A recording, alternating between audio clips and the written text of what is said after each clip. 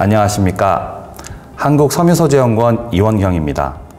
경기도가 주최하고 한국섬유소재연구원이 주관하는 탄소 중립시대 섬유산업 대응 전략 온라인 세미나에 참석해 주셔서 진심으로 감사드립니다.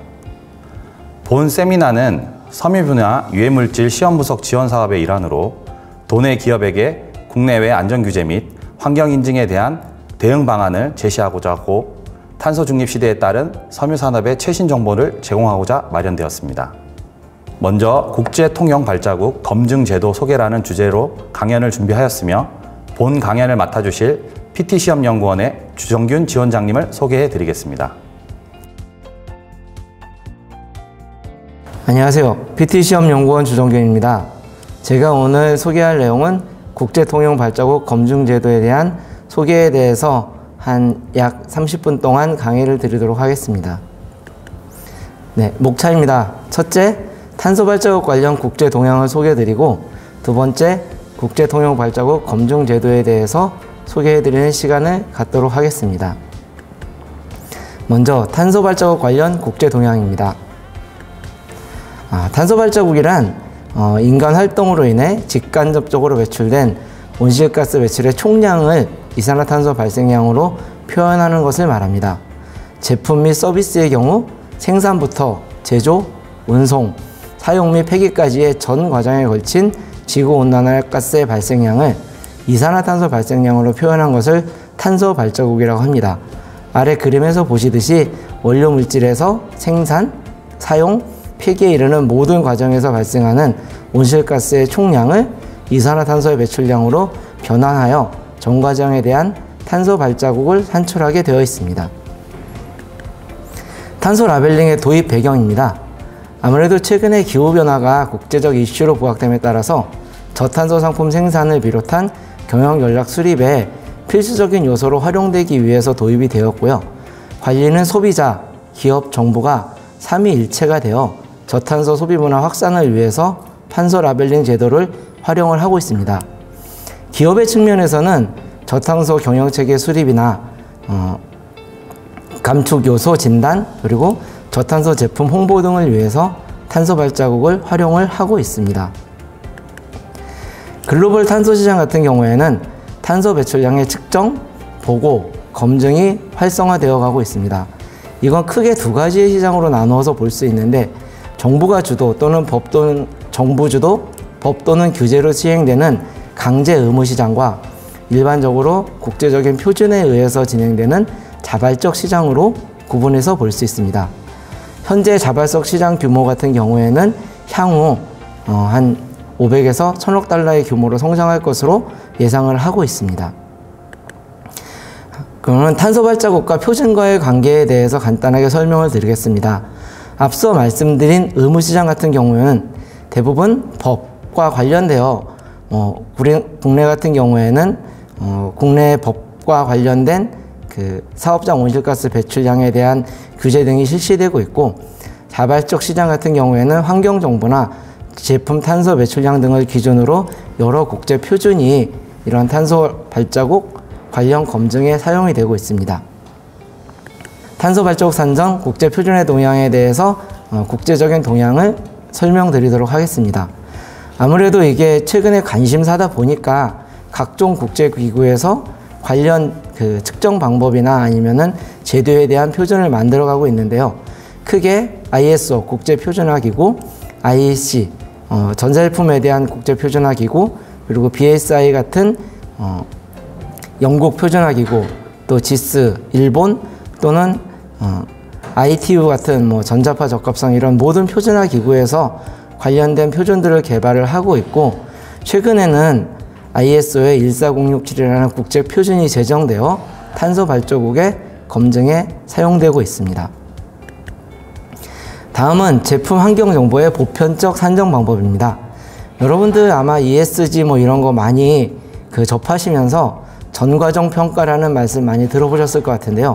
일반적으로 줄여서는 LCA, 플레임으로는 라이프 사이클 어세스먼트라고 해서 아까 앞에서 말씀드렸듯이 제품의 원료부터 폐기까지의 전 과정에서 물질이나 에너지 등의 투입물과 배출물들에 대해서 환경에 미치는 잠재적 영향을 정량적 수치로 평가하는 방법을 전과정 평가라고 합니다. 그래서 사실 LCA는 이런 환경 관련 정보를 평가하는 기법이라고 보시면 되고요.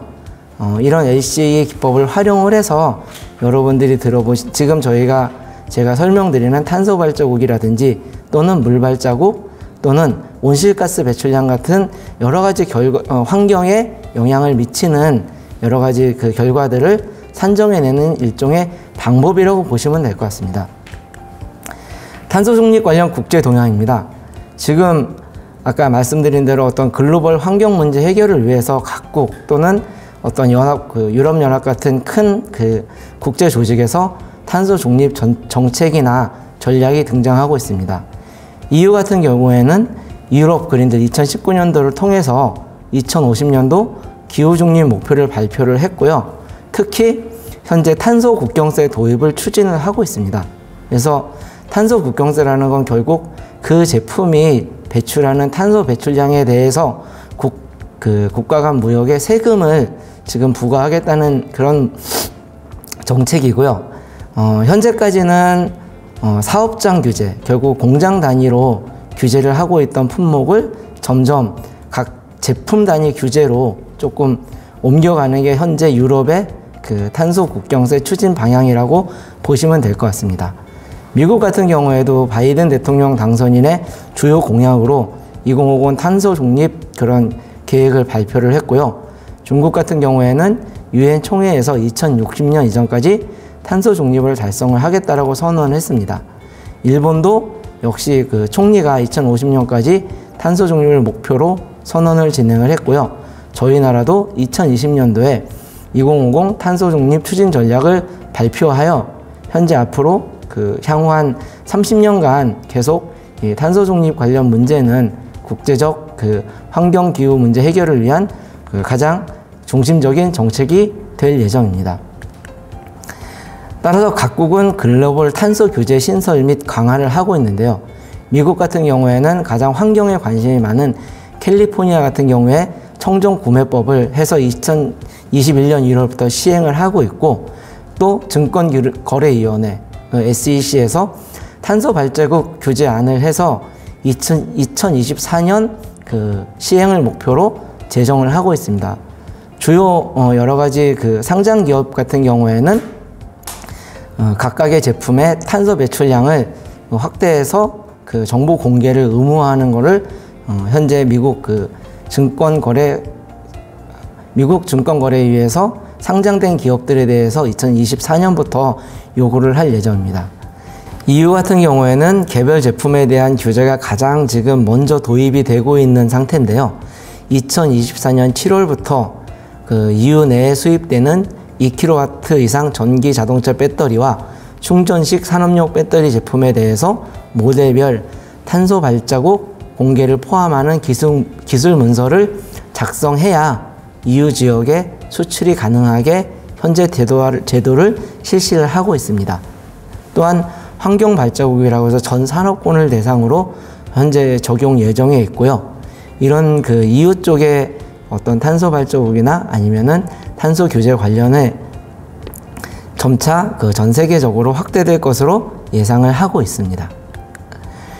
또한 각 대형 글로벌 기업 같은 경우에는 자사 제품에 부품을 납품하는 업체들에 대해서 점점 이런 환경 규제 관련 검증을 의무화하도록 하고 있는데요. 애플 같은 경우에도 2030년까지 탄소 중립 공급망 구축 계획을 발표하고 협력 업체를 대상으로 동참을 요구하고 있으며, 벤츠 같은 경우에도 역시 2039년까지 글로벌 공급망의 탄소 중립을 목표로 현 연간 구매량의 85% 이상을 탄소 중립 제품만 공급받기로 결정을 하였습니다. BMW 역시 공급망상의 탄소 배출 저감이 중요하다고 판단을 해서 2030년까지 여러 가지 유럽 제조 사업장에서 필요한 철강 소재를 저탄소로 전환을 해서 약 40%의 탄소 배출량을 감축하는 것을 목표로 하고 있습니다. 그렇다면 현재 지금 해외에서 이런 탄소 발자국 관련해서 어떤 민간 검인증 제도가 현재 시행되고 있는지 알아보도록 하겠습니다. 이런 제도 쪽에서 그나마 가장 앞서 나가고 있는 게 영국인데요. 영국에서는 카본 풋프린팅이라고 해서 그 아래 라벨에 보이시는 것처럼 그 검은색 발자국, 네, 탄소 발자국이라는 약간 그런 의미에서 검은색 발자국 마크를 사용을 하고 있는데요. 이런 그 검인증 제도를 활용을 해서 현재 탄소 개별 제품에 대한 탄소 발자국을 산정을 하고 있습니다. 현재 이 제도를 운영하는 기관은 카본 트러스트라는 운영 기관이 그 검증 기준으로서는 예전에는 파스 2050이라는 검증 기준을 사용을 했고요. 아까 말씀드린 ISO 14067 표준이 제정된 이후로는 14067 기반에서 현재 탄소 발자국을 산정을 하고 있습니다. 적용 지역은 전 세계를 대상으로 하고 있습니다. 또 이제 환경 문제에 좀 앞서 나가는 스웨덴 같은 경우에도 인터내셔널 EPD라는 제도를 활용을 해서 현재 그런 제품의 어떤 환경 영향이나 탄소 발자국 같은 관련 검 인증을 실시를 하고 있고요. 미국 같은 경우에도 그 종합 인증 기관인 UL에서 ULEPD라는 제도를 활용을 해서 각각 여러 가지 제품들에 대한 탄소 발자국을 산정을 하고 있습니다. 앞서 말씀드린 영국 카본 리덕션, 카본 트러스트에 대해서 조금 더 자세히 설명을 드리도록 하겠습니다. 제도명은 카본 리덕션 레벨이라는 제도고요. 운영기관은 아까 말씀드린 카본 트러스트입니다. 실제로는 시행된 지는 꽤 오래됐고 2007년부터 시행이 됐고 인증 기준으로서는 최초에는 그 영국 표준협회에서 만든 파스 2050이라는 그 표준을 사용을 하고 최근에는 새로 제정된 ISO 14067 표준을 기준으로 현재 탄소 발자국 산정을 하고 있습니다. 결국 그 탄소 발자국 하는 대상 제품은 전 제품을 대상으로 하고 있고요. 아래와 같은 라벨링을 사용을 해서 제품이 배출하는 탄소 배출량을 제품에 표시하도록 해서 현재 25,000개 이상의 제품에 인증을 주고 있습니다. 그래서 아까 여기 뒤에서 말씀드린 대로 현재 이제 라벨을 좀 더 확대해 보면은 이런 라벨 안에 그 제품의 연간 탄소 배출량을 그람으로 표시를 하고 있고요. 또한 그 배출량뿐만이 아니라 온실가스 감축에 대한 정보도 포함해서 기업이 이 인증을 유지하기 위해서는 2년 동안 동일한 그 공정을 유지해서 그 감축된 그 탄소 배출량을 유지하지 않는다면은 그 다음에는 라벨을 붙일 수 없도록 제도를 운영을 하고 있습니다. 그래서 아까 보시듯이 각각의 제품에 라벨을 붙인다고 했는데요. 그 오른쪽 아래에 보시면은 식빵에 탄소 배출량에 관련된 마크가 붙어서 제품을 구매하는 소비자들이 이 제품이 실제적으로 어느 정도의 탄소 배출을 하는지 알 수 있도록 해서 실제적으로 어떤 소비자의 구매에 영향을 미치고 있습니다. 다음은 스웨덴의 클라이밋 디클러레이션 인터내셔널 EPD입니다. 인증 기준은 ISO 14040 및 14044 표준을 이용해서 현재 인증을 내주고 있습니다.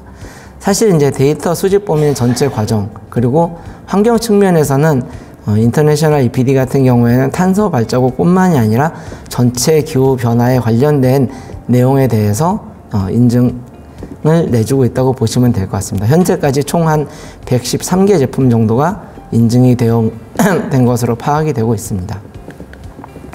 그래서 클라이메트 디클레이션 같은 경우에는 ISO 표준에 따른 그 EPD 인증 기준을 현재 채택을 하고 있고 일반적인 기준을 기본으로 해서 각각의 제품에 따른 특성을 고려하여 제품별 환경 영향을 평가하기 위한 기준을 제공을 하고 있습니다.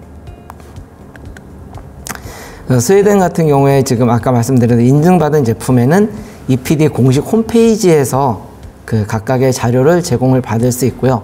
그 자료의 제공에 대한 예시는 자료를 참조해 주시면 될 것 같습니다. 다음은 국내 주요 제도 현황입니다. 국내에서도 친환경 소비 촉진을 위해서 정부 주도로 법정 제도하고 민간 제도를 인용을 하고 있는데요. 제일 먼저 법정 제도는 환경부에서 운영하는 환경성적 표지가 있습니다. 법적 운영 근거는 환경부 고시에 의해서 현재 운영이 되고 있고요. 라벨 및 인증서는 자료를 참고해 주시면 될 것 같습니다. 현재 검 인증기관은 환경산업기술원에서 현재 환경인증 표지 업무를 수행을 하고 있고, 산정 기준은 각 제품별 환경성적 표지 작성 지침에 따라 환경성적 표지 인증을 진행을 하고 있습니다. 결국 환경형 성적 표지 같은 경우에는 적용 지역이 한국 내수용이다 보니까 국내에서 사용할 수 있는 친환경 표시라고 생각을 하시면 될 것 같습니다. 그 다음에 제가 이제 뒤에 설명드릴 국제통용 발자국 검증 같은 경우에는 현재 한국생산기술연구원 쪽에서 운영을 하고 있고요. 법적 근거는 없는 민간 인증 제도입니다. 물론 이제 국제 표준을 기반으로 현재 인증을 내주고 있는 상태고요. 올해 이제 코라스라는 저희 국제 공인기구 쪽에서 좀 검증 제도를 코라스 제도 안으로 좀 포함을 해서 실시하려는 현재 시도가 되고 있습니다. 현재까지 코라스 제도 안에 어떤 검증기관이라는 그런 제도가 생기지는 않았는데, 제가 생각하기에는 곧 제도화돼서 어떤 국가 공인 검증기관 및 검증 업무가 시작이 되지 않을까라고 생각을 하고 있습니다. 다음은 국제통용 발자국 검증 제도에 대해서 설명을 드리도록 하겠습니다. 아까 앞에서 설명드린 민간 주도의 어떤 발자국 검증 제도에 대해서 좀 더 자세히 설명을 드릴 텐데요. 발자국 검증 인증이란 제품 또는 조직의 환경 정보를 국제 표준에 따라 어떤 적합성을 인증하는 제도로서, 아까 말씀드린 전과정 평가 LCA 기법을 기반으로 해서 어떤 제3유형의 환경성 정보 공개의 형식을 기반으로 제품이나 조직의 전체 어떤 환경 영향을 평가하는 제도입니다. 그래서 사실 이제 발자국이라고 해서 지금 제가 설명드리는 탄소 발자국이 있고요. 또 다른 쪽에는 물 발자국이라는 제도가 있습니다. 탄소 발자국에 적용하는 표준에 대해서 설명을 드리겠습니다. 탄소 발자국 같은 경우에는 전과정 평가 LCA 기반의 환경 평가 방법으로서 제품 시스템 전 과정에 걸쳐서 투입물, 산출물을 작성하고 이게 환경에 미치는 영향을 평가하는 기법으로서 아까 말씀드린 전과정 평가라는 기법을 사용을 하고 있고요. 전과정 평가 같은 경우에는 ISO 14040과 14044라는 표준을 사용을 해서 평가를 하고 있습니다. 그렇게 평가된 내용을 가지고 각각의 제품에 대한 탄소 발자국 산정에는 ISO 14067이라는 탄소 발자국 관련 표준이 사용이 되고 있습니다. 제도의 추진 배경입니다. 아까 말씀드린 대로 어떤 전 세계적인 환경 영향 때문에 글로벌 탄소 규제 및 수출 기업의 수요가 증가하고 있는데, 사실은 이제 국내 검 인증의 중복 획득하고 그 다음에 고비용 장시간 문제, 아까 말씀드린 대로 국내에서 환경 표지를 받는다고 하면은 사실은 국내에서 받은 환경 성적 표지가 해외에 수출하는 데는 활용을 하지 못하기 때문에 동일한 제품에 대해서 또 해외 인증기관에서 발행하는 탄소 발자국을 동시에 또 받아야 되는 문제가 있고요. 또 해외에 있는 탄소 발자국 같은 경우에는 실제적으로 비용도 많이 들 뿐더러 기간도 오래 걸리는 그런 단점이 있습니다. 따라서 이제 현재 지금 물론 탈선 발자국 제도가 생산기술연구원이라는 국내 기관에서 운영을 하고 있는데요. 현재 이제 좀 더 이 제도를 확대하고 많은 기관들의 참여 및 아까 말씀드린 어떤 고비용이나 장시간 걸리는 문제를 해결하기 위해서 현재 이제 코라스라는 우리나라 국제 공인 운영 제도에서 해결하기 위해서 우리나라의 코라스 국제 공인 운영 제도에서 이런 탄소 발자국 관련 검증 제도를 생산기술연구원으로부터 좀 운영을 위탁을 받아서 지금 표와 같은 체계를 가지고 앞으로 운영을 하려고 계획을 하고 있습니다. 지금 말씀드리는 내용은 계획에 관련된 내용이고요.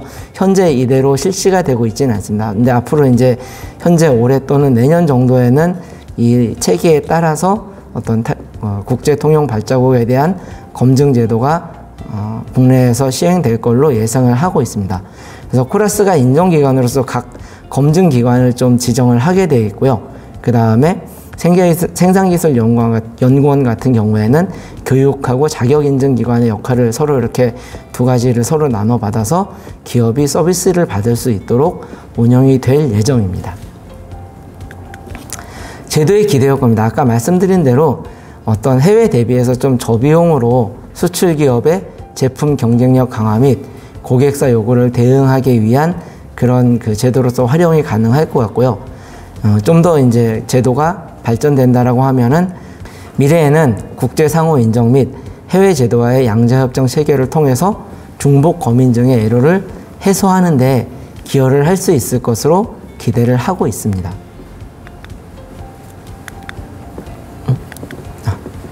다음은 간단하게 그 검증 사례에 대해서 말씀을 드리겠습니다.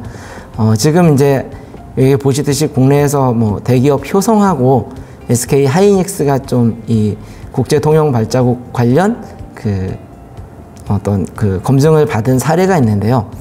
효성 같은 경우에는 아까 말씀드린 대로 타이어 코드 제품에 대해서 파스 2050 기준으로 국제 통용 발자국 그 검증을 받은 사례가 있고요.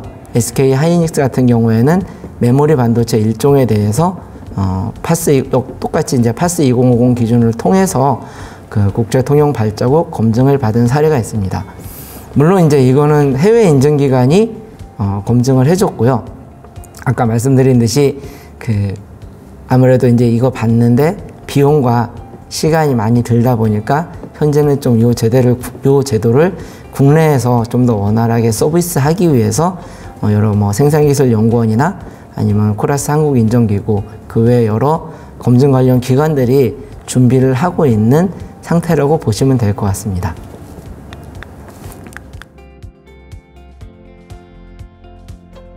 강연해주신 주정균 지원장님 감사합니다. 본 세미나 내용과 관련하여 접수된 몇 가지 질문을 드리도록 하겠습니다. 첫 번째 질문으로 국제 통용 발자국 검증기관은 어떤 곳이 있나요? 네, 현재 우리나라에서 국제 통용 발자국 검증 심사하는 기관은 외국계 기관들하고 그 다음에 생산기술연구원에서 지정받은 기관들이 있는데요. 아직까지는 뭐 국내적으로 이렇게 많이 유통이 되지 않다 보니까 사실 뭐 적극적으로 현재 서비스를 해주는 곳은 아마 조금 찾기 힘든 것으로 알고 있습니다. 네. 답변 감사드립니다. 두 번째 질문으로 해외에서 받은 탄소 발자국 검증을 국내에서 활용이 가능한지요? 아까 제가 그 강의 도중에 잠깐 설명을 드렸는데 해외에서 받은 탄소 발자국을 국내에서 사용을 하는 거는 어차피 민간의 이미 인증 제도이기 때문에 그 검증 결과를 받는 기업이나 기관이 인정을 해주면 되고요. 근데 이제 아까 이제 저희 나라에서 코라스 만약에 이제 그 인정 제도 안에 검증 제도가 포함이 된다라고 하면은 어떤 기관 차원의 해외 그런 그 탄소 발자국 운영 기관과의 국제적인 상호 협약을 통해서 아마 좀 더 원활하게 국내 국제에서 활용이 가능할 것으로 예상을 하고 있습니다. 현재는 저희 나라 내부에서 어떤 공식적인 제도화되어 있지는 않기 때문에 뭐 활용을 하실 수는 있습니다. 근데 이게 이제 무조건 된다 안 된다는 저희가 판단하는 게 아니라 그 검증 결과 보고서를 받는 기업이나 기관들이 판단할 문제라고 보시면 될 것 같습니다. 네, 답변 감사드립니다.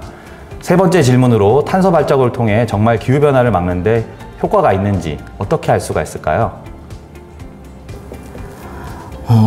물론 이제 개별 제품의 탄소 발자국을 탄소 배출량을 줄인다라고 해서 바로 어떤 기후 변화가 생긴다라고 생각은 하진 않습니다. 근데 하지만 이런 조금만 감축 노력들이 모여서 전체적으로 모든 산업이 탄소 배출을 줄인다라고 하면은 그만큼 지구의 온도 상승을 좀 낮추게 되고, 그게 결국은 기후변화를 막기 위해서 전 세계의 모든 나라나 국가, 기관, 기업들이 사실은 비용을 들여가면서 탄소 중립을 하고 있는 거거든요.